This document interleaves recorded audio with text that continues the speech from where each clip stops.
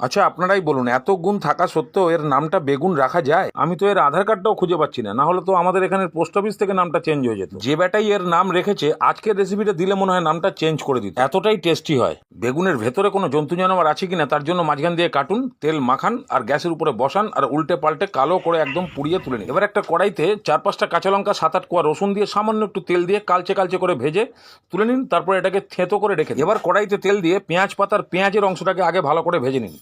ভাজা হয়ে গেলে, লাল লাল হয়ে গেলে তারপরে পেঁয়াজ পাতা দিন, ভালো করে এটাকে ভাজতে থাকুন। তারপরে দিন রসুন কাঁচা লঙ্কা, এটাকে হালকা ভেজে নিয়ে তারপরে সামান্য একটু আদা দিন। আদা দিয়ে ভালো করে ভাজুন। ভাজা হয়ে গেলে দিন টমেটো।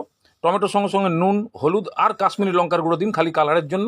টমেটো পুরোপুরি গলে আসলে তারপরে দিন বেগুন। বেগুনটাকে পুরোপুরি ম্যাশ করুন আর 3-4 মিনিট এই মশলার সঙ্গে বেগুনটাকে ফ্রাই করুন। পুরোপুরি রেডি। গ্যাসের ফ্লেম নেবান, ওপর থেকে কাঁচা সর্ষের তেল আর ধনে পাতা দিন, ভালো করে মাখিয়ে নামান আর টেস্ট করুন। আর ওই লোকটার সঙ্গে দেখা হলে একটুখানি দেবেন যদি বেগুনের নামটা চেঞ্জ করে দেয়।